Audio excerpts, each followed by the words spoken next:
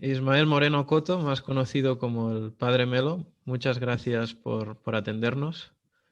Es un placer platicar con usted y de este modo poder contar con su testimonio de la realidad hondureña y también más en general, ¿verdad?, de la realidad centroamericana.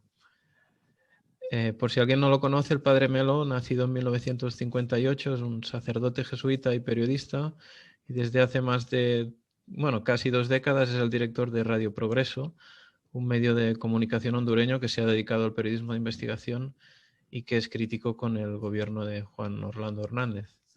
Y, bien, en primer lugar, Padre Melo, para empezar, me gustaría conocer a qué cree que se debe su vocación periodística, cuándo y por qué decidió ejercer como periodista. Eh, la vida le va poniendo a uno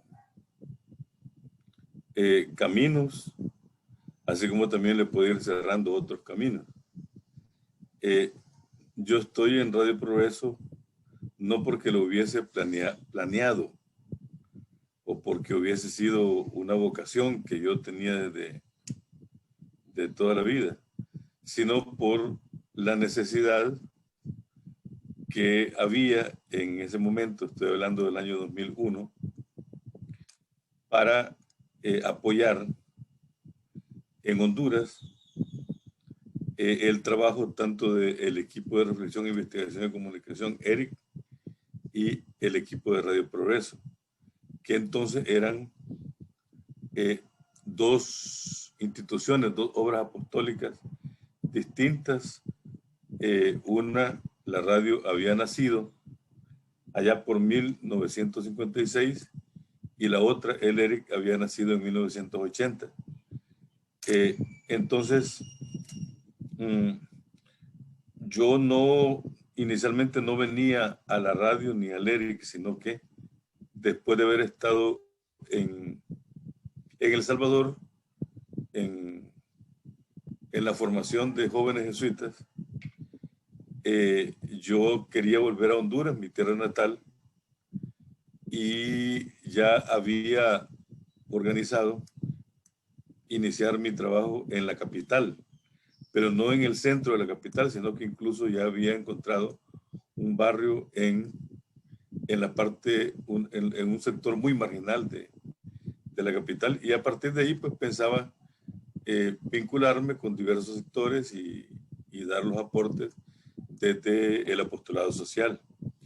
Pero el jesuita que estaba destinado al ERIC y a Radio Progreso tuvo unos problemas y tuvo que salir intempestivamente. Y mientras venía de camino yo para Honduras me dijeron, vas para Radio Progreso y para el ERIC.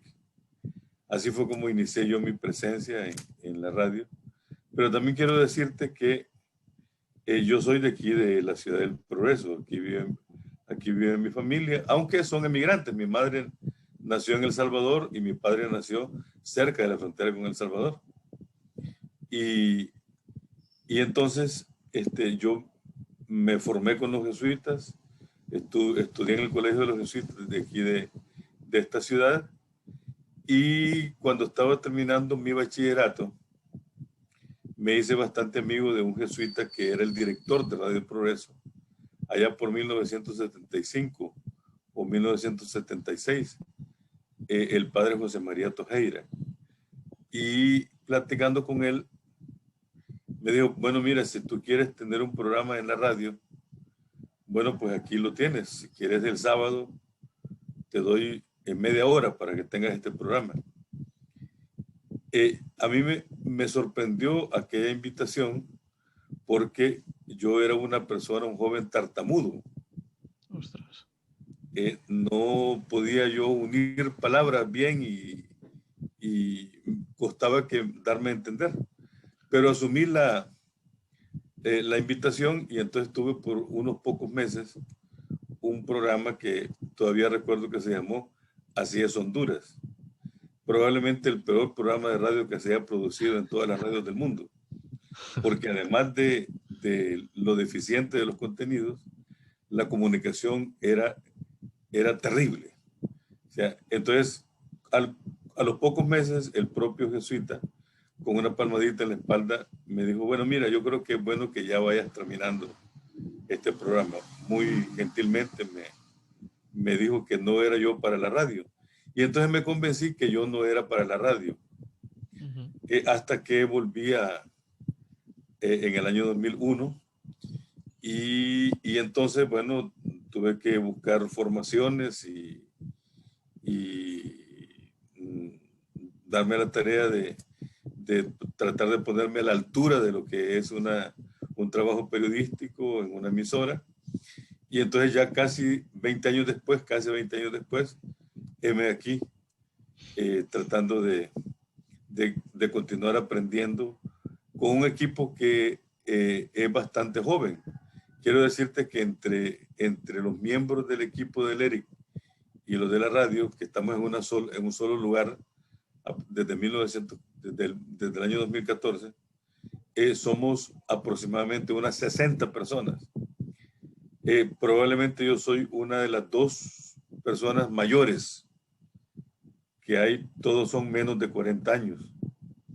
Y estoy constantemente aprendiendo.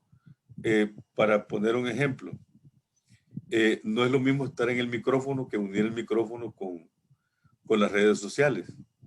Entonces,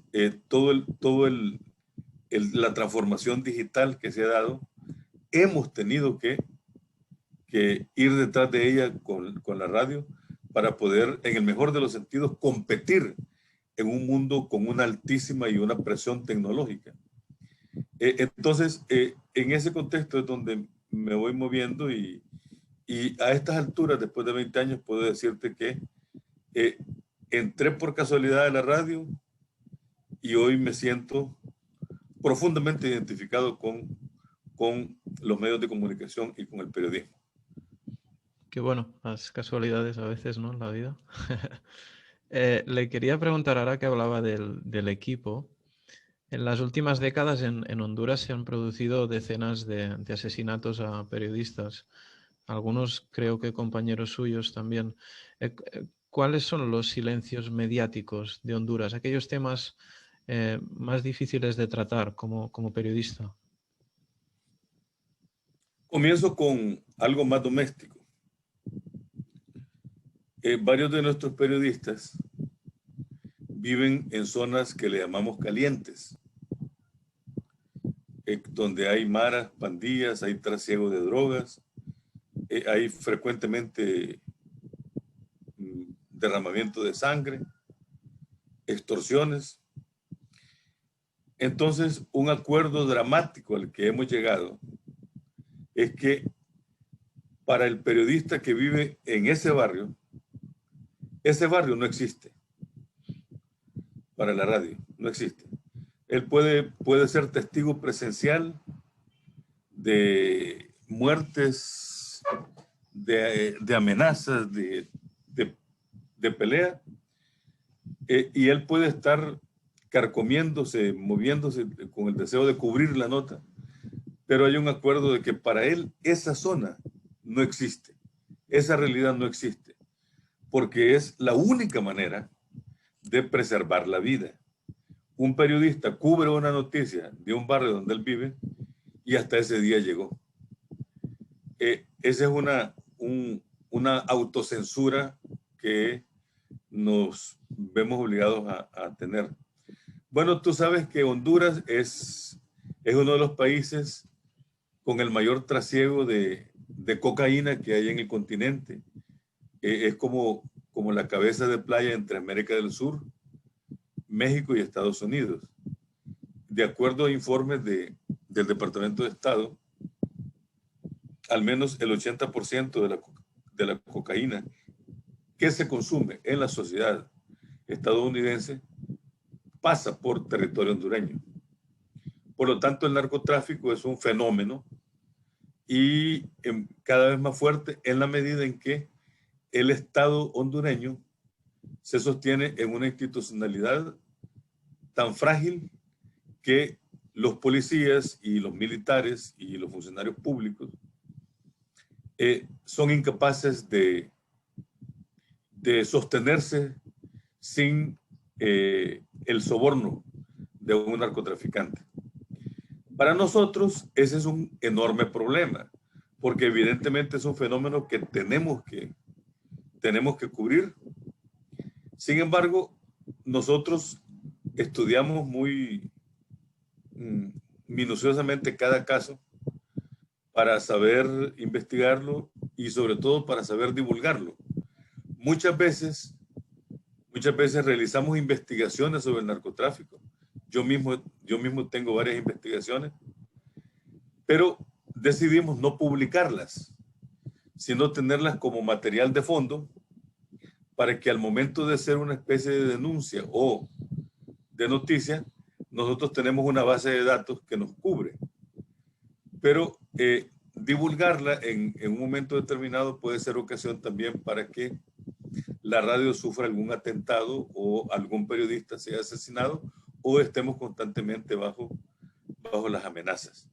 Entonces, ese es otro tema que lo cubrimos, pero lo cubrimos con bastante cuidado y con prudencia, porque entendemos que un medio de comunicación como Radio Progreso, en una sociedad inestable, ha de dar un servicio permanente y no por ganarnos la primera plana un día domingo, un día lunes o un día martes, no por ganarnos la primera plana porque tenemos nosotros ese reportaje, tenemos nosotros esa información, no por eso vamos nosotros a poner bajo amenaza y a una radio que debe tener una presencia permanente.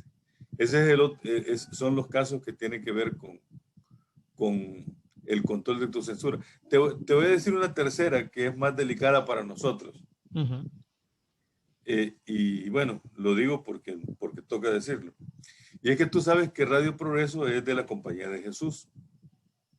Quien te está hablando es un jesuita de 43 años de haber ingresado a las puertas de la Compañía de Jesús. Y como bien sabemos, la Compañía de Jesús es una orden religiosa de la Iglesia Católica.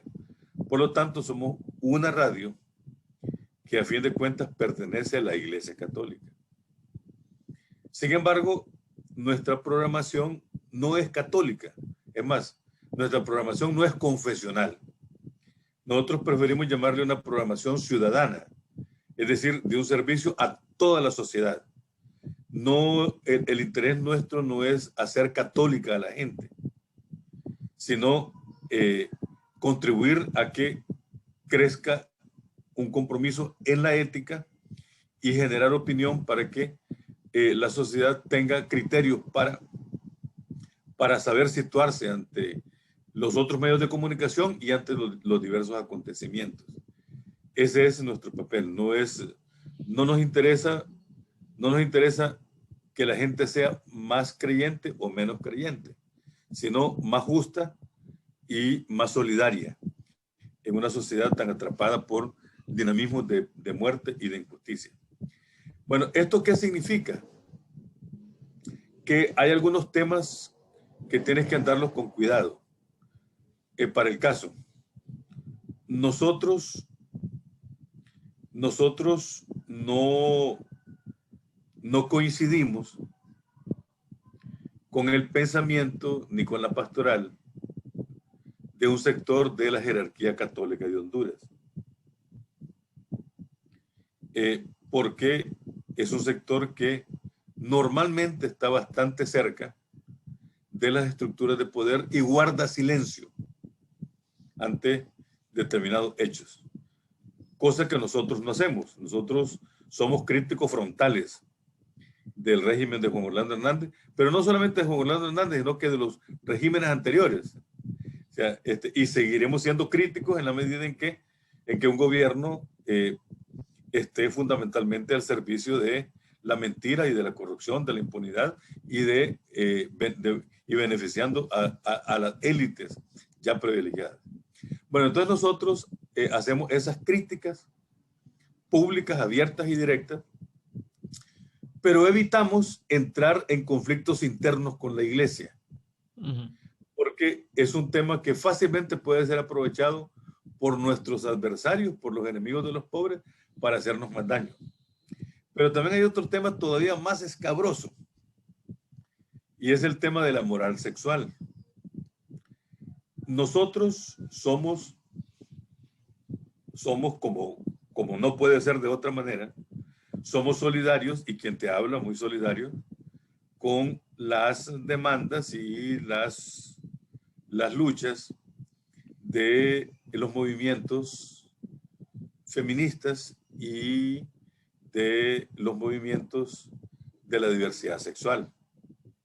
Nosotros creemos que son temas sumamente importantes para debatir. En algunos podemos o no estar de acuerdo, pero lo que no podemos dudar es de la necesidad de debatir los grandes temas que estos sectores, que son muy influyentes en la sociedad, están planteando. Bueno, son temas que nosotros eventualmente abrimos las puertas, porque varios programas nuestros son de los movimientos feministas, programas que ellos pagan, o a veces pagan poco, pero les abrimos las puertas, y entonces tocan temas que son muy delicados. Bueno, nosotros, al menos 2 agencias de ayuda nos han cancelado el apoyo, porque nos consideran que somos pro-abortistas, que somos pro-LGTB y que somos pro-matrimonio de homosexuales, y que apoyamos también al movimiento lésbico. Entonces, son temas muy delicados que tenemos que saber tratar por los mismos criterios por los que decimos que un periodista no puede tocar un tema de un barrio, y por el mismo criterio con el cual Radio Progreso trata el tema del narcotráfico. Entonces tenemos mucho cuidado en esto, justamente porque necesitamos dar un servicio permanente. Personalmente yo he recibido severas críticas de determinadas jerarquías, porque a mí me acusan de cantidad de cosas de estas. Pues. El año pasado yo me vi en la obligación de escribir una carta larga a la Conferencia de Obispos de Canadá, porque me acusaban de todo esto. Y eran acusaciones absolutamente falsas y que fácilmente se probaban. Entonces, yo les dije, miren, ustedes no me pueden acusar de ser abortistas porque nunca hemos tocado ese tema públicamente. Ustedes no nos pueden acusar de apoyar porque el matrimonio igualitario, porque nunca hemos tocado ese tema. Eso sí, nosotros defendemos los derechos humanos de todas estas personas, y las defendemos ante militares, las defendemos ante el gobierno, y las vamos a defender ante ustedes, porque una cosa es temas en los que no necesariamente coincidamos, y otra cosa es el derecho que tiene esa población que ha sido históricamente marginalizada para que se les escuche. Y nosotros, y yo particularmente, voy a estar siempre defendiendo los derechos humanos de esta población. Y además, ellos me pedían en la carta que fuera discreto, que fuera confidencial la carta. Yo les dije, no, yo no voy a hacer confidencial esta respuesta, porque es necesario que se conozca. Y el día que respondí a la carta, también se lo mandé a periodistas canadienses, y entonces, claro, obviamente se molestaron, pero la respuesta cuando ocurren estas cosas, ¿cuál es? El silencio. Nunca me respondieron. Nunca me respondieron. Bueno, entonces, te pongo estos ejemplos así más episódicos para decirte por dónde van nuestras temáticas y el autocontrol o la autocensura, que por la naturaleza de la radio y por la naturaleza del país en el que vivimos nos toca realizar. Sí. Ahora que hablaba de la naturaleza del país, pensaba en, bueno, hace poco tuve la ocasión de leer el libro extraordinario con fotografías también de Gervasio Sánchez, que creo que le entrevistó, y también a una de sus compañeras, a Sandra Maribel Sánchez, que es la coordinadora de opinión, ¿no?, en Radio Progreso, y ella decía una cosa muy interesante. Decía, no me gusta que se dramatice el oficio de periodista porque en este país te pueden matar por robarte el móvil, ¿no? Para robarte el móvil. Esta reflexión que en el fondo supongo que nos sugiere, ¿no?, que gran parte de la violencia que se puede vivir en el país pues se debe también a las tasas de pobreza y a una enorme desigualdad social, ¿no? Entiendo. Pues mira, yo solo ratifico lo que dice mi compañera Sandra Maribel Sánchez. Eh, este, yo te lo digo de una manera sencilla y clara. Evidentemente yo le tengo mucho más miedo a, a la delincuencia común y callejera y a los distribuidores barriales de droga que a la propia policía y que al propio ejército y que al propio gobierno. ¿Por qué? Porque la sociedad hondureña esencialmente es víctima de este tipo de violencia. O sea, y yo vivo en un barrio y todos los días que salgo, abro y cierro el portón. No dejo de preguntarme allá en el fondo de mi corazón si no será ese el último día que cierro la puerta, que cierro el portón. Entonces, por lo tanto, la situación del país es estamos en un estado de violencia. Por muy diversos factores. Bueno, un país con unos niveles de desempleo que rayan entre 8 de cada 10 personas que debían estar trabajando están afrontando problemas severos con el desempleo. Eso es insostenible, como tú te das cuenta. O una población que conoce que si vas a presentar una denuncia por un atraco, probablemente te vas a encontrar con uno de los atracadores. Eso mismo lo viví yo personalmente hace unos años. A nosotros nos han robado en la última década 6 vehículos en el ERIC Radio Progreso. Gracias a que tenemos el apoyo de la solidaridad y hemos podido tener. Pero entonces, en una ocasión fuimos a presentar la denuncia a la policía y resultó que uno de los que estaba tomando las notas era uno de los que había realizado el operativo de robo. En una situación así de violencia que tiene su manifestación en la delincuencia callejera no controlable, es mucho más aguda porque este tipo de asaltos o robos o actos de violencia particulares saben que se da en un país en donde la inmensa mayoría de las denuncias nunca son tomadas en cuenta, ni van a haber juicios legales para el castigo de los responsables. Por lo tanto, ¿por qué hay tanta violencia? Por la impunidad de las instituciones responsables de la justicia.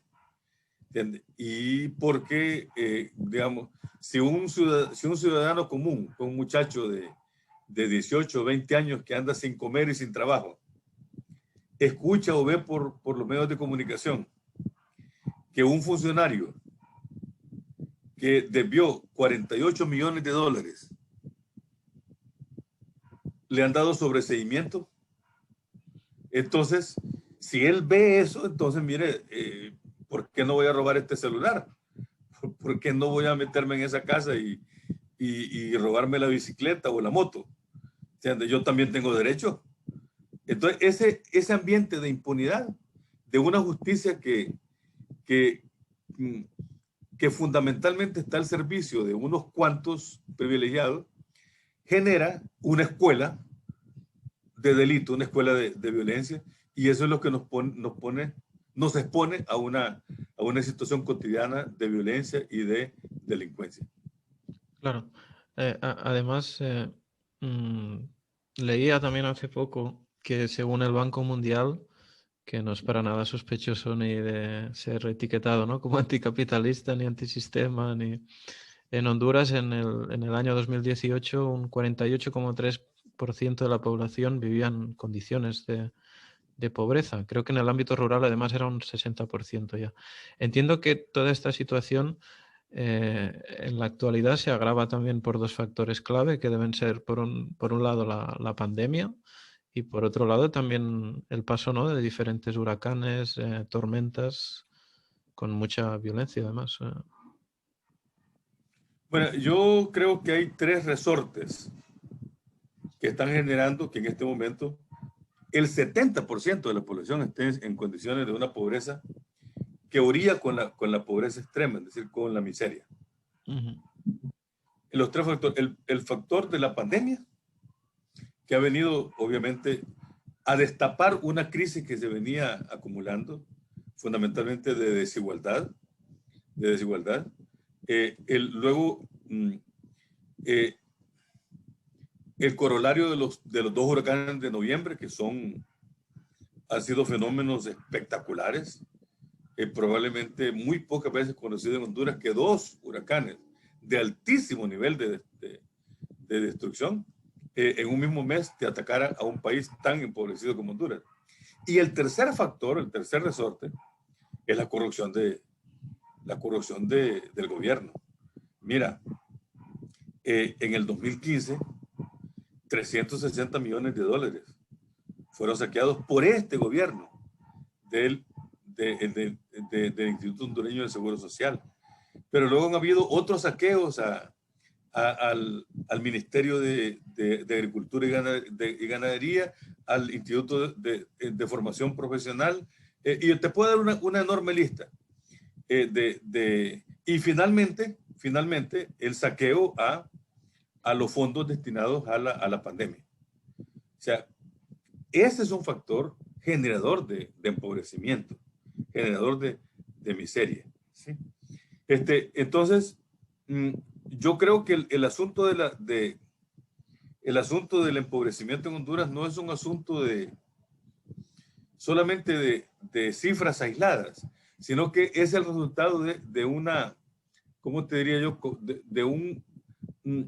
De un conjunto articulado de factores basado en una institucionalidad organizada para empobrecer a la gente y para saquear los bienes públicos.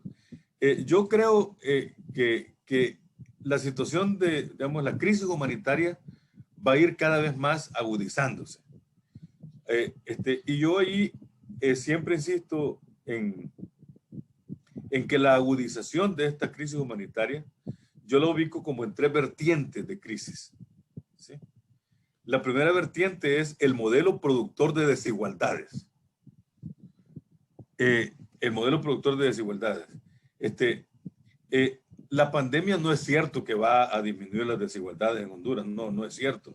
Al contrario, la pandemia ha venido a desnudar la desigualdad y a aumentar la desigualdad. O sea, mira, cuando comenzó la pandemia, aquí en Honduras había 5 hombres, 5 hombres, que tenían solo ellos un capital equiparado al salario mínimo anual de 2 millones de hondureños. Esos 5 hombres, de acuerdo a rascar un poquito las informaciones y los datos, hoy son 3 veces o hasta 5 veces más ricos que cuando comenzó la pandemia. Y a la par te encontrás con una población con niveles más altos de desempleo. Y además un desempleo que además fue provocado y organizado. Decenas de miles de obreras y obreros de la industria de la maquila fueron despedidos sin que se les cubrieran sus derechos. En este momento que estamos hablando, yo estoy apoyando a un grupo de 120 mujeres de una maquila para que presenten una demanda, para que por lo menos para que les cumplan con los derechos laborales. ¿Entiendes? O sea que, por lo tanto, ese modelo productor de desigualdades es una vertiente que está allí y que mientras no la abordes, aquí no hay manera de que resolver los asuntos. Hay una segunda vertiente de la crisis que se ha destapado con la pandemia y con los huracanes, y es el deterioro, para usar una palabra suave, el deterioro ambiental y ecológico del país. En un país como Honduras es donde se encarna con más ferocidad esto que llamamos del calentamiento global. Las decisiones de los países ricos como Estados Unidos, Francia, Alemania, Italia, esas decisiones acaban ensañándose sobre una sociedad, sobre la hondureña, que no tiene más protección que los propios ríos y los propios bosques y la propia agua. Un país con tantas riquezas como Honduras, tantas riquezas naturales, somos un país inmensamente rico. Si no has venido, tienes que venir aquí. Somos un país inmensamente rico. Sin embargo, tenemos dos ríos que, debiendo ser todo el tiempo bendición, como el río Ulúa y el río Chamelecón en el Valle de Sula, que es de donde te estoy platicando, esos dos ríos, a partir del mes de agosto, se convierten en amenaza para la sociedad del Valle de Sula, para los campesinos, para todo. Entonces, para los obreros y obreras. Entonces, por lo tanto, mientras no reviertas este deterioro, esta destrucción ambiental, aquí no tenemos nada más que hacer. Pero además, revertirlo no es revertirlo, sino que tenés que tocar de frente la base en la que se sustenta el desarrollo en países como los nuestros, que es en la industria extractiva. En este momento que estamos hablando, 8 compañeros míos están presos por defender un río, pero literalmente por defender un río. Otra cosa es que las acusaciones es por lo que sea, pues por terroristas, por no sé qué otra cosa, pero la razón única es por defender el río. Entonces, esa es la segunda vertiente. Y una tercera vertiente que a mí me parece fundamental es el colapso institucional. O sea, la corrupción y la impunidad no se dan fortuitamente, se dan porque hay una institucionalidad que dejó de funcionar como Estado de Derecho. Y quienes controlan el Estado de Derecho son unos ladrones y son dictadores y militarizan la sociedad, dan respuestas represivas, organizan el Estado para seguir robando, y por lo tanto, y ahí mismo se mete las elecciones. Hoy van a haber elecciones a final de este año, elecciones generales, y si no hay presiones por parte de las Naciones Unidas y por parte de los gringos, las elecciones van a fortalecer a la dictadura que hoy se ha implantado. Por lo tanto, revertir la institucionalidad actual para tratar de orientarla a recuperar el Estado de Derecho y la institucionalidad del sistema de justicia es una condición para que podamos romper con el empobrecimiento y lo que genera dinámicas de deshumanización. Me gusta, trataba el tema medioambiental también, ¿no? Y me ha hecho pensar en Berta Cáceres, ¿no? En aquello de despertemos humanidad, ya no hay tiempo, ¿no? Y que justamente, como dice usted, pues Honduras es uno de los países donde estos efectos, ¿no?, drásticos del cambio climático parece que se están notando más. Y en ese sentido, hablando también del modelo extractivo del que hablaba, me gustaría preguntarle concretamente por los intereses españoles que hay en la región. Leí hace poco que miembros del colectivo Movimiento Amplio, en un diario español, en Público, alertaban de los intereses neocoloniales de la empresa ACS de Florentino Pérez, por ejemplo. No sé si tienen controlados o saben quiénes son estas empresas españolas que expolian el territorio. Bueno, mira, yo no tengo una información así sistemática y sería irresponsable dar datos que no los tenemos sustentados. De hecho, es una tarea pendiente, porque una de las investigaciones que tenemos pendiente es en qué se sustenta el desarrollo, el modelo extractivo y el papel que juega Estados Unidos, Canadá Europa y particularmente España, pero también y el papel que juega el sistema financiero internacional. Son tareas que tenemos, pero en este momento no me atrevería a dar una información que no la tengo sustentada. Sí, sí, sí, sí. Quería aprovecharle también para preguntarle, usted que fue una persona cercana a Berta Cáceres, ¿cómo nos la describiría para aquellas personas que no la conocimos? ¿Cómo era Berta Cáceres? Bueno, una mujer necia, una mujer incisiva, incómoda para todo el mundo, eh, desestabilizadora de ambiente y de procesos. Donde quiera que llegaba Berta Cáceres, creaba movimientos, ¿no? Movimientos. Era una mujer, sin duda, pero sin duda, una mujer que antisistémica y antipatriarcal a todos los niveles, ¿no? A todos los niveles. Entonces, generaba inestabilidad en nosotros, los varones, por ejemplo. O sea, generaba inestabilidad y nos desafiaba.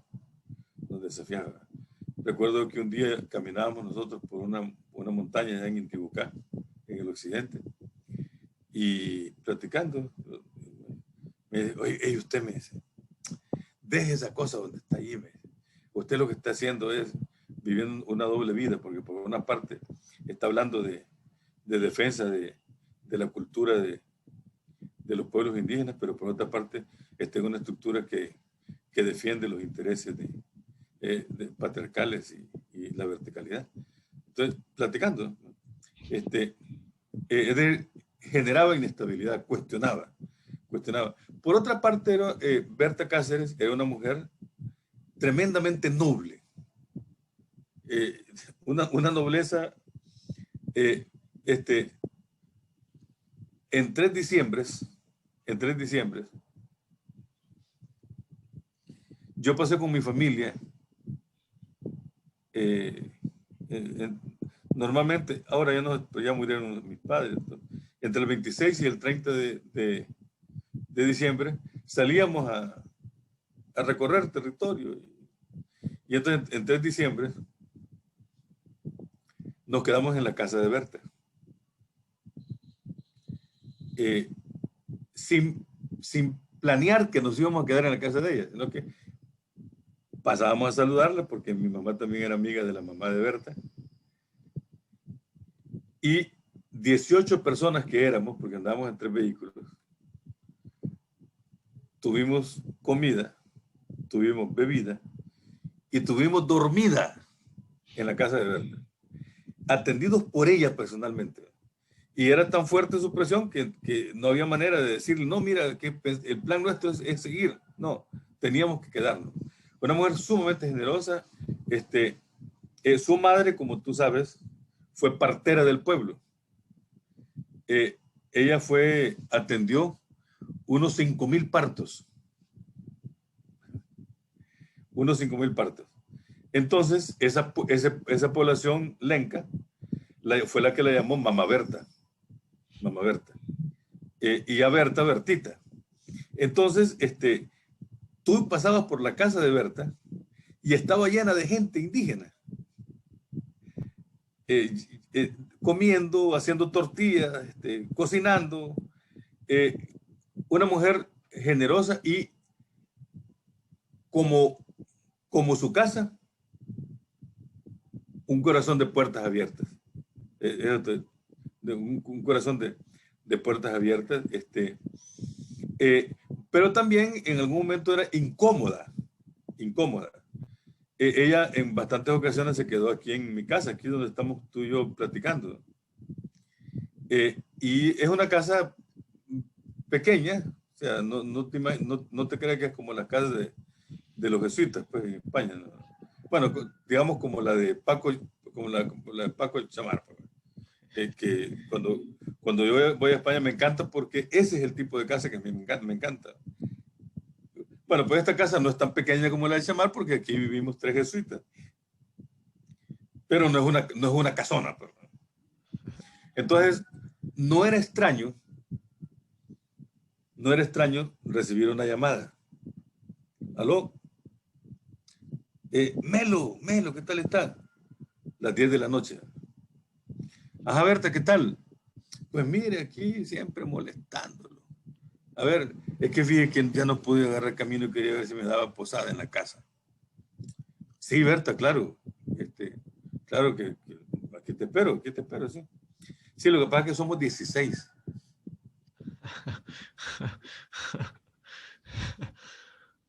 ¿Entiendes? A las 10 de la noche resolver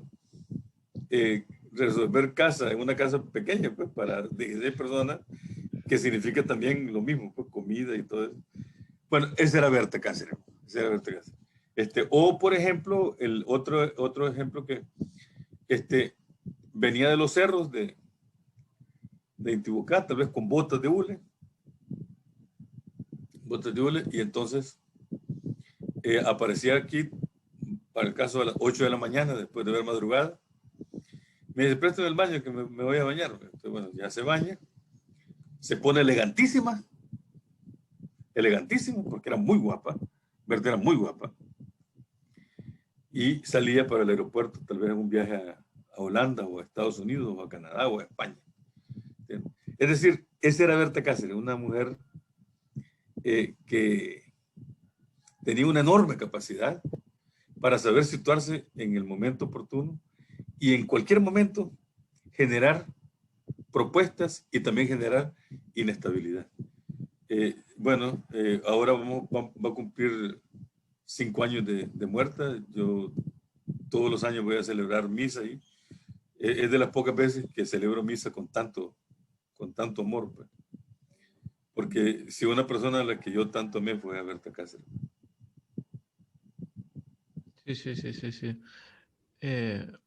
Ligando un poco con el tema indígena, le quería preguntar, porque cuando yo estuve en Guatemala con el padre Chamar, platicamos con personas de distintos pueblos mayas y muchos nos hablaban de la falsa independencia de 1821. Denunciaban que los indígenas seguían al margen de las decisiones políticas, de las decisiones colectivas y que persistían las discriminaciones. No sé si en Honduras, en las poblaciones indígenas, también está arraigada esta idea de una falsa independencia y si se siguen dando también muchos tipos de discriminación. Lo que tú tienes que saber es que el aparato ideológico de las élites es muy poderoso.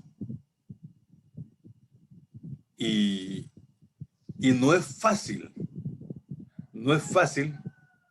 defender la falsa independencia ante una población que ha mamado desde que nace, que somos, que el 15 de septiembre de 1821, desde entonces somos soberanos, libres e independientes. Y nos preparamos para salir a las marchas con los tambores marciales y con el uniforme que evoca aquel militarismo del siglo XIX. O sea, no es fácil ir a contracorriente. Uh-huh. Evidentemente hay sectores que han avanzado y han roto con esa conciencia y sobre esa ruptura han ido construyendo la conciencia de un país que ha sido usurpado pues a lo largo de 200 años y que hemos sido víctimas de los atropellos de élites económicas, de élites políticas, de élites militares, de élites empresariales, que son los beneficiarios a lo largo de estos 200 años del acta de independencia y de la independencia. Pero que esta independencia es una independencia de élites, pero a costa de marginar, a costa de oprimir y a costa de aplastar a los pueblos. a los pueblos. O sea, ese tipo de conciencia es en donde estamos trabajando, pero es un trabajo a contrapelo, es contracorriente, porque, insisto, el aparato publicitario es feroz, es feroz. Eh, un día, un 15 de septiembre, que hacía un sol severo, pasé yo cerca porque tenía que pasar por ahí de un desfile y me encontré con una señora conocida mía y entonces yo le hago la pregunta medio ingenua, ¿y usted por qué está aquí aguantando este sol? Porque le estoy haciendo honor a la patria. ¿Ve? Es decir, ha penetrado el corazón y la mente de ese aparato publicitario. A su vez también, ese aparato publicitario que te presenta una patria que es ausente,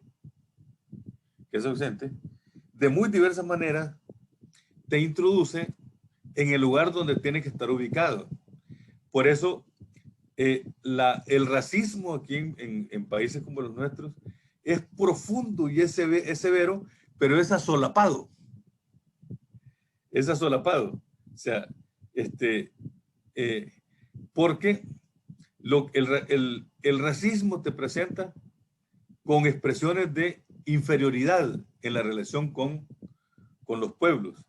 Te van a decir, no, mire, es que no, yo no sé por qué, alaban tanto a Berta si ella fue una indita. ¿Sí? O sea, no, los inditos, hay que atender a los inditos porque es gente indefensa. Vamos a visitar a los negritos, porque los negritos necesitan nuestra ayuda.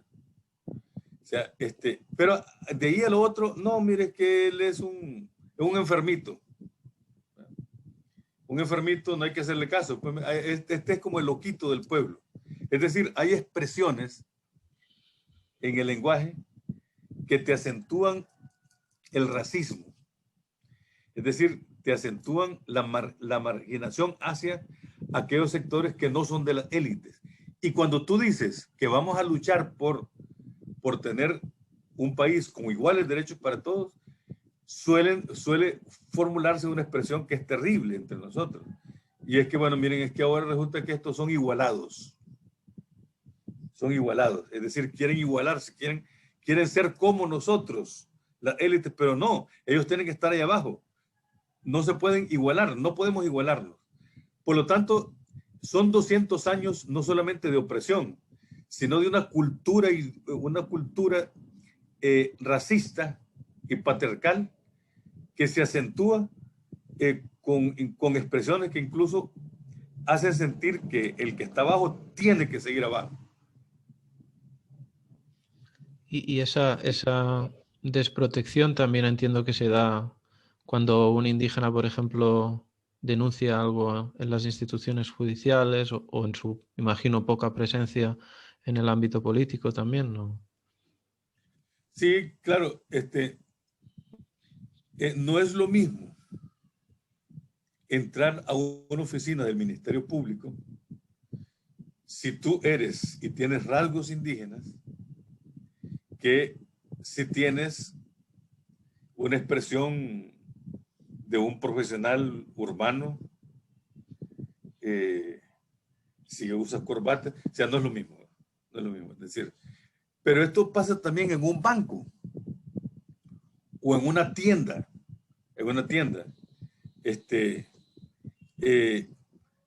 a mí me ha ocurrido en varias ocasiones porque, claro, yo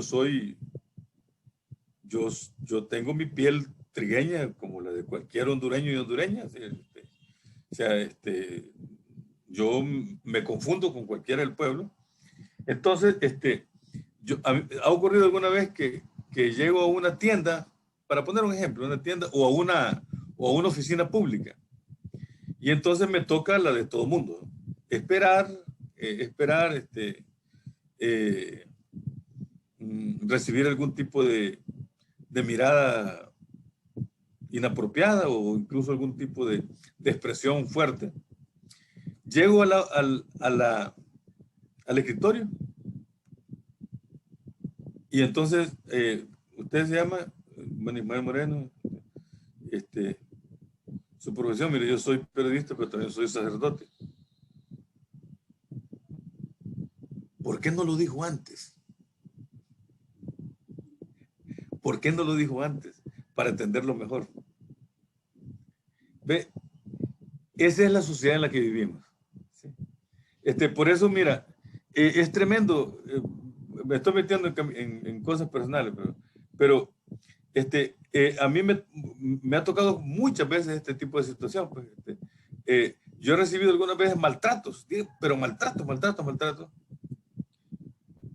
Cuando se dan cuenta de mi profesión, digamos, me piden disculpas, me pasan adelante, todo eso. Y entonces, yo lo que digo, miren, señores, yo aquí estoy por casualidad. La vida y Dios me pudo por estos caminos. Pero yo, antes de ser sacerdote, antes de ser director de un medio de comunicación, yo soy un ser humano. Soy un ser humano como cualquier otro. Es más, eso solamente es eso solamente es un barniz que uno tiene. Porque al final de cuentas, si yo no estuviera aquí, estaría vendiendo naranjas en el Parque Central. Entonces, yo prefiero ser el vendedor de naranjas que el cura en este país. Pues ya cuando uno llega a Cataluña se da cuenta que uno más bien es a tener que ser tratado y a tener diferencias por cargos que ¿por qué? Porque ahí en el fondo hay una cultura racista. ¿Entiendes? Y eso lo sufre diariamente los pueblos indígenas, el pueblo negro de Honduras, la gente campesina, la sufre todos los días, porque es la herencia de 200 años de opresión. Claro, al final las personas de esa etnia, ¿no? Son pobres, la gran mayoría, ¿no? Después de tantos años de expolio y discriminación, o sea, se junta, ¿no? La discriminación étnica y también por razones económicas, ¿no? O de cargo, como decía usted. Sí, sí. Sí, sí, sí. No sé si en su caso también proviene de de algunos de estos pueblos indígenas hondureños y habla también algún idioma indígena. No, bueno, mira, como te dije, yo soy más bien inmigrante, de familias inmigrantes, ¿no? Claro. Mi madre nació en el departamento de San Miguel, en El Salvador, ¿sí? Y mi padre del sur de Honduras, cerca de la frontera con El Salvador. Pero los rasgos de mi familia, por parte de madre, más bien vienen de una mezcla de, eh, de etnia lenca y de negros. Por eso mi color, ¿sí? Ah, entonces es una mezcla cruzada. Y luego que todos ellos emigraron, porque la zona donde nacieron mis padres eran zonas áridas. No había agua y no había trabajo, porque era zona agrícola, pero zona agrícola muy seca, muy pobre. Y entonces ellos emigraron hacia el norte de Honduras, porque aquí, en los años 20 del siglo XX, se dio el boom de las bananas. O sea, que era la República Bananera. De hecho, aquí en Honduras fue donde en 1904 se le dio, surgió por primera vez ese nombre de República Bananera, Ostras. de Banana Republic. Entonces, así es como nací yo. Mi padre era un obrero jornalero de las bananeras y mi madre le ayudaba a mi abuela a vender comida para los obreros. Y se conocieron ahí y luego se casaron. Y de ahí nacimos 9 hijos, el penúltimo de los cuales soy yo. Pero no tuve, yo nací con la lengua castellana hondureña. Mm, Aprendí pequeño, pero han quedado muy pocas palabras, el garífona. la lengua garífuna, porque mi hermana mayor se casó con un negro garífuna. En aquellos años, estoy hablando de los 60, era un escándalo que una mestiza como mi hermana se casara con un negro. Era un escándalo.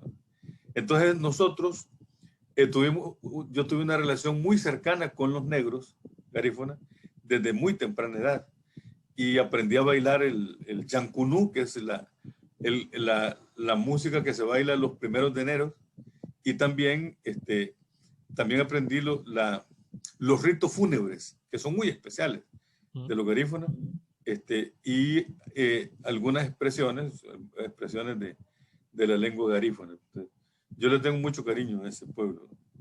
¿Y por qué son especiales esos ritos fúnebres? No sé si nos podría explicar un poco. Bueno, porque mira, ellos tienen un especial culto a los ancestros, mucho más que otras culturas. Entonces, los que mueren no se mueren, no se mueren. Entonces, quedan en la familia, quedan en la familia. Entonces, como quedan en la familia, sus ritos fúnebres son de los bailes más alegres que uno puede conocer. ¿Entiendes? No sé se hizo mundialmente conocido por otras razones y que es una ofensa para el pueblo garífuna. La, el ritmo de punta, la punta. Si tú tienes acceso a internet, búscate el ritmo punta y lo escuchas. Es una música alegrísima, una música alegre y que además no solamente es alegre, sino que también vincula la, es muy sensual, es muy erótica la música, una música erótica, con movimientos de cadera y todo, e incluso en algún momento determinado simulan el acto sexual. ¿Entiendes? Simulan el inicio y el final, el cierre del acto sexual. O sea, esa es la punta. Bueno, pues entonces la punta, que se baila hoy en cualquier parte, en la playa o lo que sea, el sitting living, el contexto vital, es en el velorio del difunto. Porque el difunto no se va, se alegra porque sigue presente entre. Claro.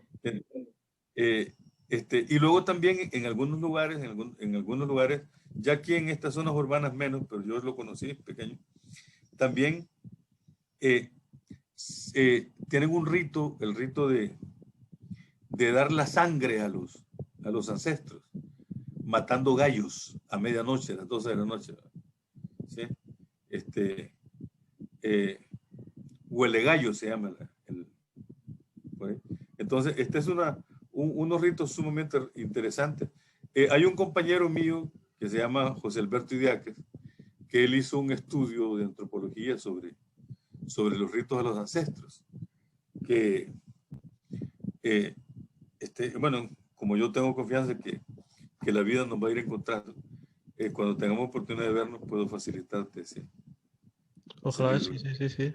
Culto a los ancestros se llama. Qué bueno. Ahora haré un poco un salto. Quería preguntarle también por alguna cosa de política. Recientemente, ¿no? Fiscales estadounidenses han vinculado claramente al gobierno de Honduras con el crimen organizado y el Congreso de su país, de Honduras, ha rechazado destituir al presidente. ¿Cómo valora estos hechos y cómo valora también pues, el papel de este régimen, ¿no? Pues mira, yo te lo digo con una sola expresión. Es que nosotros en Honduras vivimos en una narcodictadura. Y esto no es antojadizo, no es porque uno, por razones sentimentales, sino porque los tres poderes del Estado, el ejecutivo, el legislativo y el judicial, los tres poderes del Estado están totalmente subordinados a Juan Orlando Hernández como persona, como titular del Ejecutivo. Y además Juan Orlando Hernández ha logrado crear lo que se llama el Consejo de Defensa y Seguridad, en donde está los tres poderes del Estado, el fiscal general, el jefe de las Fuerzas Armadas, el jefe de la policía, el comisionado de derechos humanos, el ombudsman que le llaman. Es la estructura donde se toman todas las decisiones de seguridad en el país, pero sometidas, condicionadas, subordinadas al presidente de la República. Por lo tanto, ahí se rompe todo lo que llamamos la complementariedad de los poderes del Estado. Por eso es una dictadura. No podés tomar una decisión, no podés legislar en el Congreso Nacional a espaldas o en contra de Juan Orlando Hernández. El Ministerio Público no puede extender un requerimiento fiscal que afecte a Juan Orlando Hernández o a su círculo, etcétera. Entonces, por lo tanto, una dictadura. Bueno, pero a su vez, las investigaciones realizadas por la Fiscalía Federal del Distrito Sur de Nueva York, las investigaciones han establecido que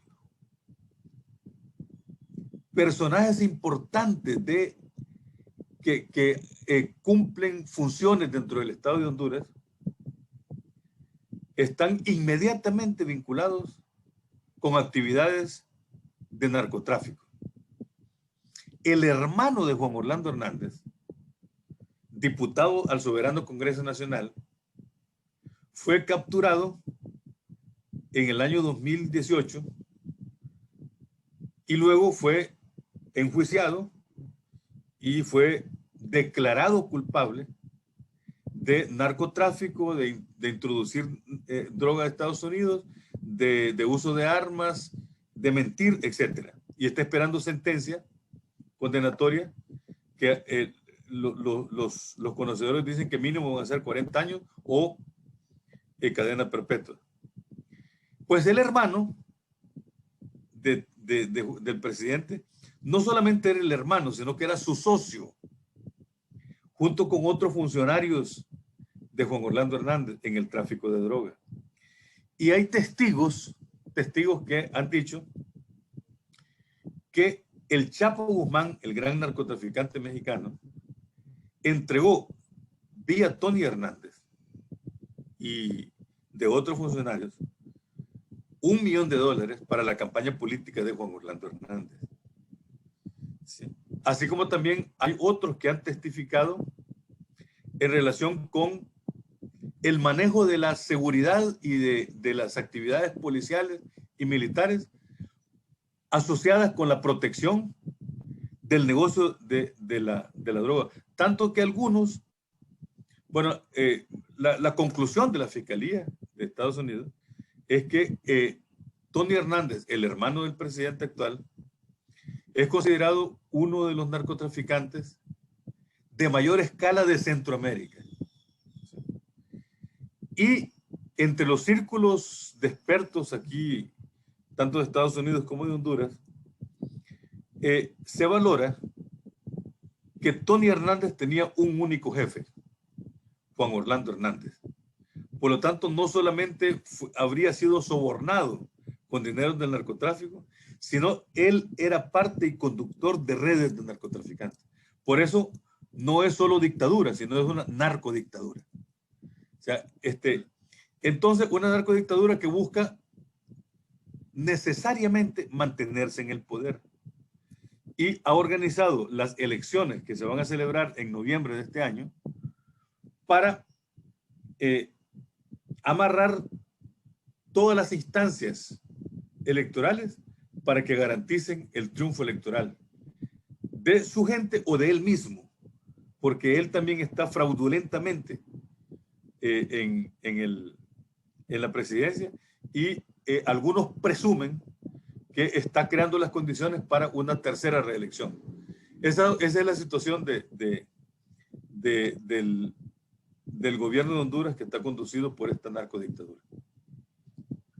Y, por ejemplo, también, no sé si tiene constancia, cuando estuvimos en Guatemala nos hablaba muchísima gente de compra de votos por cifras que más o menos siempre oscilaban entre los 300 y los 500 quetzales. No sé si también tienen indicios de este tipo de irregularidades en los procesos electorales en Honduras. Esa es una práctica consuetudinaria, la compra de votos. Y ha generado esta cultura de venta de votos por parte de la población. Entonces, es una expresión del fraude. O sea, luego, otra expresión del fraude es las sumas y restas del conteo de votos en las mesas electorales. ¿Sí? Y una tercera es el manejo del sistema de conteo, del sistema tecnológico de conteo de votos, manejado también por expertos de acuerdo a los intereses de Juan Orlando Hernández. ¿Y qué papel ha jugado en todo esto? ¿Estados Unidos ha protegido al presidente o no sé, cómo interviene, ¿no?, la política tan abiertamente de los países de América Latina, siempre o casi siempre Estados Unidos? El gobierno de los Estados Unidos ha jugado el papel de aval principal de la administración de Juan Orlando Hernández.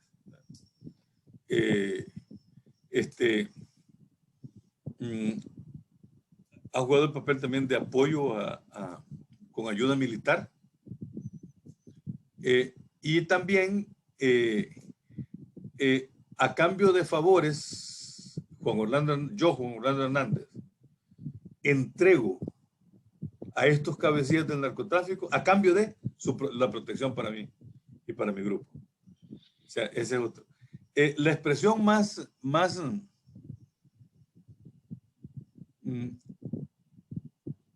visible del apoyo del gobierno de Estados Unidos a Juan Orlando Hernández fue en las elecciones del mes de noviembre del año 2017, que fueron unas elecciones con unos resultados evidentemente fraudulentos.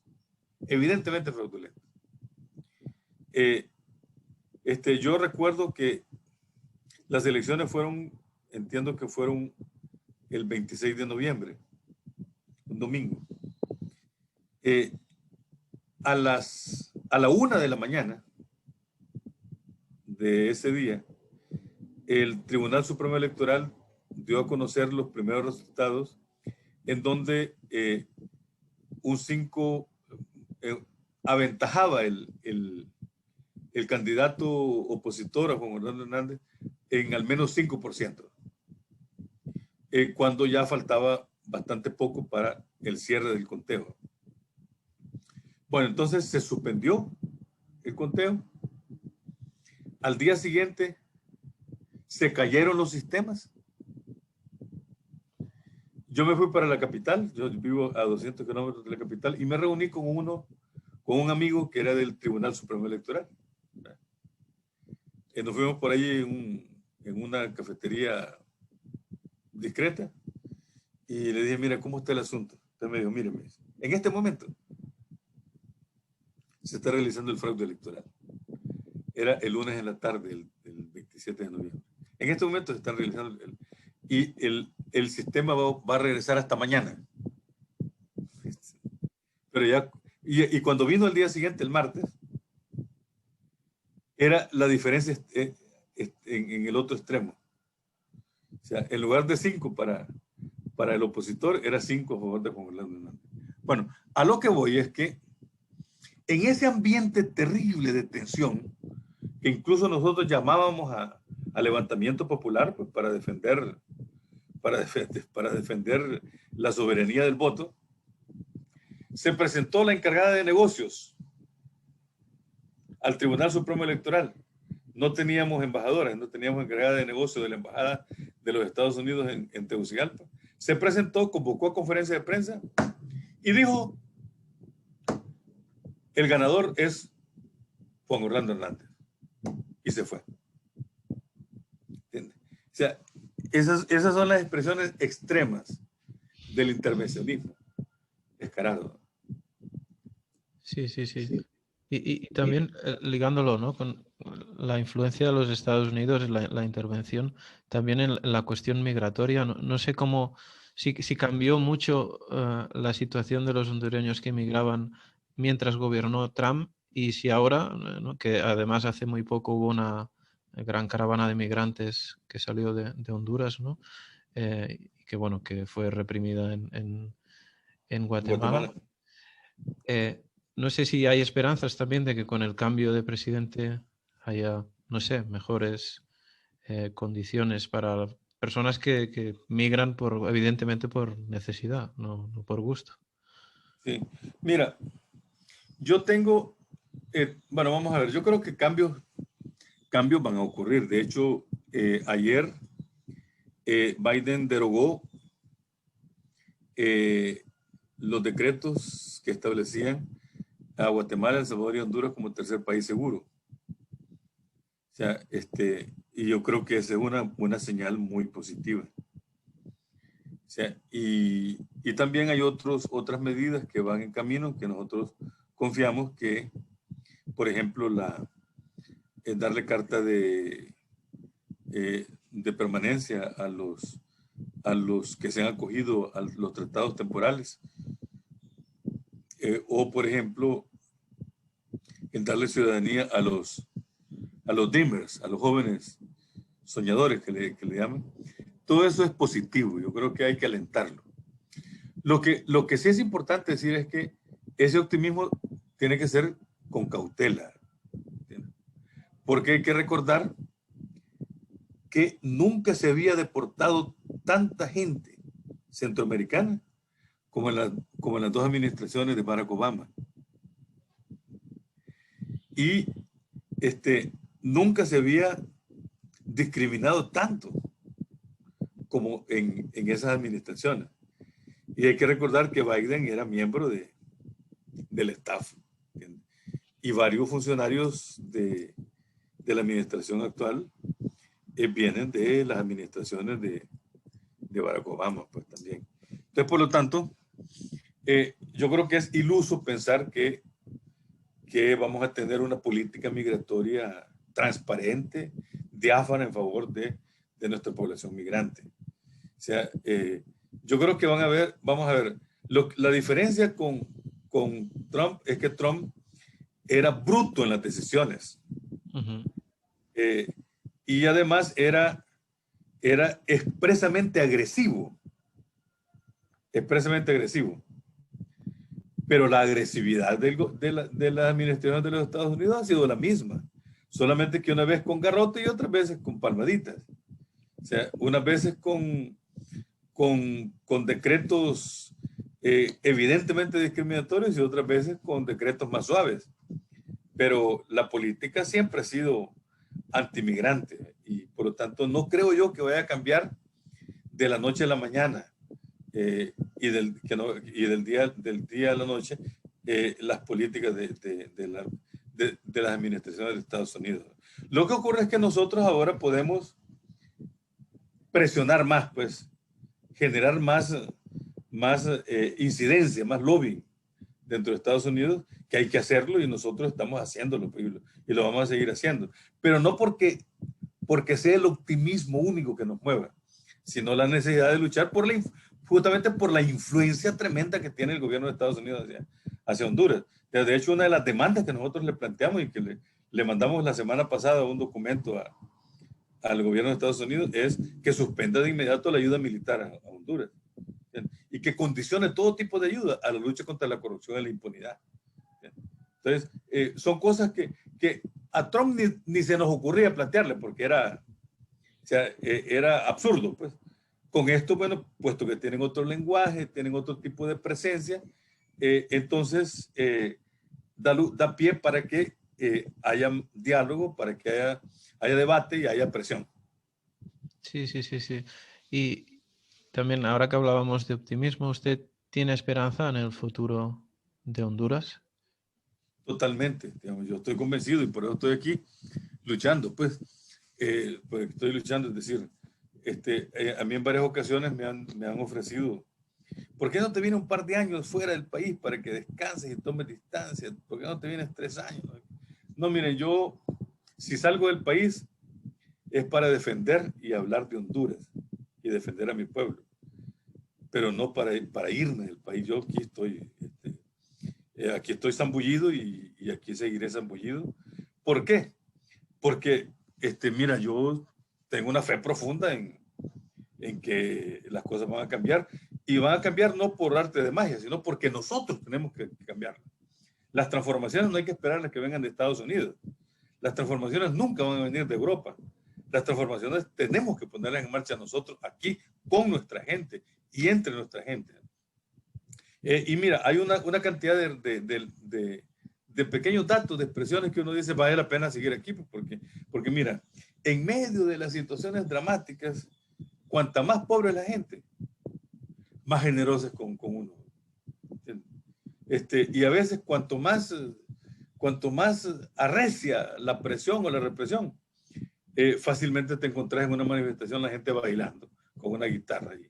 O sea, la alegría no la perdemos, la generosidad no la perdemos, la fe en nuestro Dios no la perdemos, la memoria de los mártires nos empuja. Imagínate cómo podría yo dejar de tener esperanza y decir que fui amigo de Berta Cáceres.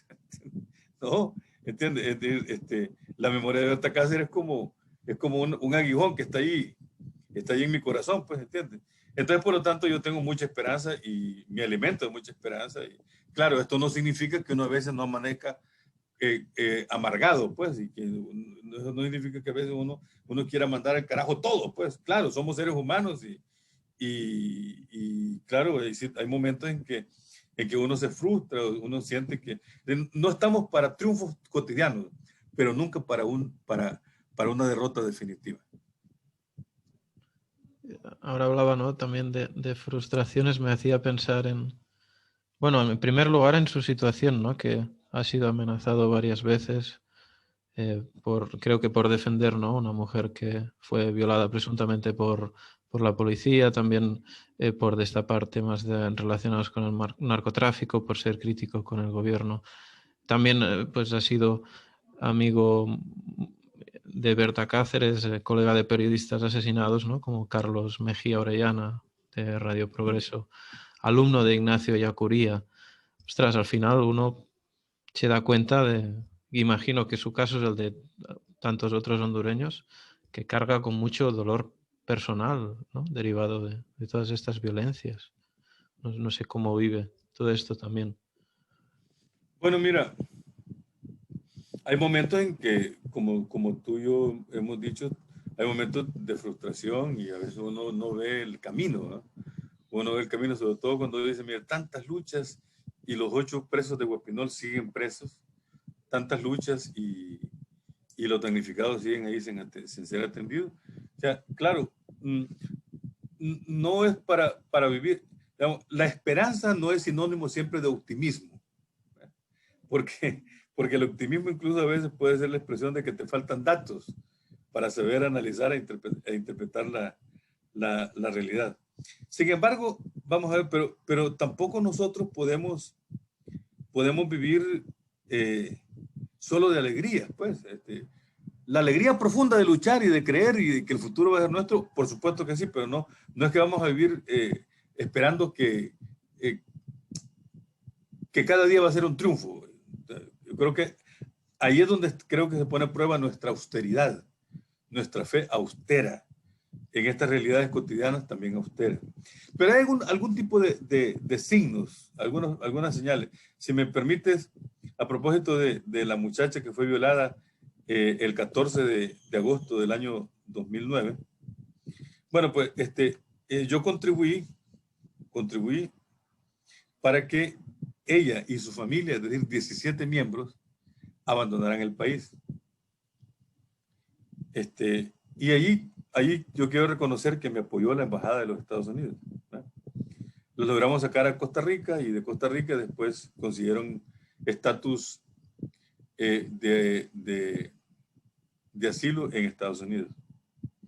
Bueno, pues mira, en octubre del año 2018, a mí me invitó una organización de Los Ángeles, California, para darme un reconocimiento. ¿Sí? Un reconocimiento con un nombre que es un poco tonto, se llamaba el campeón de la justicia. ¿Sí? Bueno, aconsejado por los miembros de mi equipo, entonces fui a Los Ángeles, California. Entonces era un acto solemne, pues, de estos rimbombantes, en una noche de viernes, allá con cenas y todo eso, en Los Ángeles, California. Y entonces,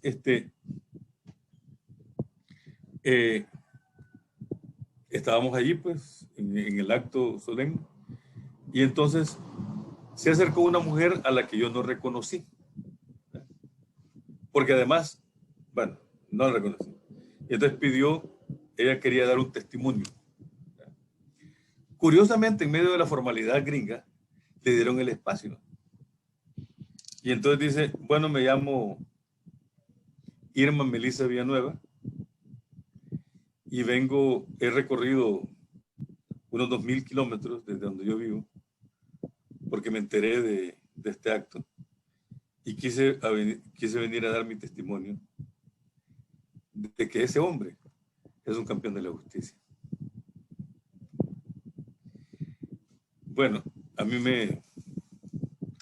me quebró, pues, ¿verdad? Porque hasta ese momento me di cuenta de quién era ella. Y era una mujer a la que yo no solo vi 2 veces aquí, ¿verdad? Un día que la traje la segunda vez que la violaron y el día que la llevé al aeropuerto. Pero no fuimos amigos, ¿verdad? O sea, porque al final de cuentas, el servicio de la solidaridad y del amor no se basa en amistades, sino en la justicia y en la ética.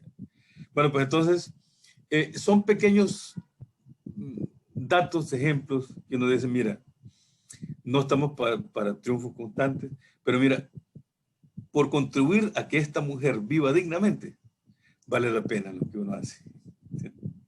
O sea, es como un regalo que uno recibe por un servicio que uno da. Sí. Qué bueno. Para ir terminando, que le he hecho un montón de preguntas. Y imagino que tiene mucho trabajo también. Le quería preguntar cómo se imagina la Honduras del futuro y por qué Padre Melo. Me llama la curiosidad. Bueno, mira, yo me imagino una Honduras con gente que viva con suficientes ingresos para vivir con dignidad y con alegría. Y para esto yo me imagino una Honduras con un Estado con un importante nivel de soberanía y con organizaciones con un importante nivel de soberanía. Entiendo soberanía como la capacidad para tomar tus propias decisiones, tanto en lo doméstico como con respecto a tu patrimonio, tomar tus decisiones para bien tuyo y para bien de los demás. O sea, me imagino una Honduras con un Estado que impulsa soberanía, defiende soberanía y comparte soberanía sobre los bienes públicos, sobre los bienes y servicios públicos. Con una Honduras que, bueno, que ejerce soberanía sobre los ríos, sobre las aguas, sobre el océano, sobre las montañas, y donde las personas ejercen su soberanía. Entonces, eso es lo que yo me imagino. Y eso significa revertir los 200 años de ausencia de soberanía. Entonces, con un Estado que sea fundamentalmente laico, en el mejor de los sentidos, que garantiza que todo mundo exprese libremente lo que piensa, siente y cree. Y en donde todas las mujeres y los hombres viven en igualdad de condiciones y con igualdad de género. Así como yo me imagino la Honduras del futuro y por la que vale la pena vivir hoy y trabajar y luchar. Bueno, mira, yo me llamo Ismael Moreno.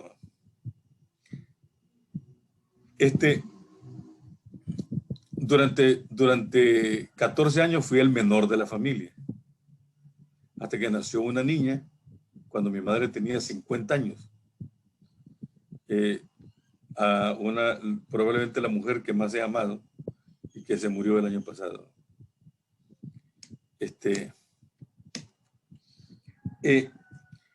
Por ser el menor de la familia, A quien se llama Ismael normalmente le dicen Mel, M-E-L. Pero por ser el menor de la familia me decían Melito. Melito. Bueno, pues cuando yo estudiaba secundaria en el Colegio de los Jesuitas, llegaban mis compañeros a estudiar, porque a mí me gustaban curiosamente en ese tiempo las matemáticas. Y nos poníamos a estudiar juntos, aprovechando que me gustaba a mí, y entonces así reforzábamos las clases. Y entonces escuchaban cuando mi madre o alguien me decía Melito, y comenzaron a burlarse de mí. Y cuando llegábamos al colegio ya no me decían Melito, sino me decían Melo, lo que provocaba mi malestar, ¿verdad? Pero cuanto más me molestaba, más me lo decían. Pero por debajo, públicamente, de manera que mi generación hasta los 18 años solo me dicen Ismael, no me dicen Melo. Pero cuando yo entré al noviciado de los jesuitas, en una dinámica yo mismo me ensarté la estaca, porque en una dinámica el maestro novicio nos dijo, bueno, ustedes digan cómo se llaman y cómo les dicen. Entonces, bueno, yo me llamo Ismael, pero me dicen Melo. Ahí quedó sellado el nombre para siempre de Melo, y bueno, ahora yo me firmo como Melo, muy rara vez me firmo como Ismael Moreno, y también eso hace que mucha gente se confunda. Hace un par de años me encontré yo con un abogado en Tegucigalpa y me dice, mire, padre Melo, le pido un favor, dígame. Fíjese que me gustaría que usted intercediera para tener una cita con el padre Ismael Moreno, porque he leído sus artículos y tengo varias dudas e inquietudes que quiero platicarlas directamente con él. Hágame el favor. Esta anécdota se repite con alguna frecuencia. Al padre Melo le preguntan por el padre Ismael y al padre Ismael le preguntan por el padre Melo. Por ahí va la vida, querido hermano y amigo. Está bien, al final se giró, ¿no? El mote, es decir, es motivo de orgullo, no de burla. Ah, claro, claro, claro. Sí. Además, me ha hecho pensar cuando he dicho Mel, en mi idioma, que es el catalán, mel es la miel, por lo tanto es un fruto delicioso y que viene de un gran trabajo, ¿no? En este caso de las abejas, pero Qué bonito, buen fruto. qué bonito. Sí, sí, sí. Pues nada, no sé si quiere añadir alguna cosa que yo no le No, haya ya eso, muchas antes. gracias más bien por la entrevista. Mm, este, siempre me vas a encontrar cuando quieras, estoy a la orden. Cuando concertemos pues, los horarios y los días, estoy a la orden. Te agradezco mucho, Henry. Bien. Sí, sí, gracias a usted por su tiempo y por su testimonio, que es muy interesante también para nosotros y es importante que cruce el charco y que lo conozcamos acá también.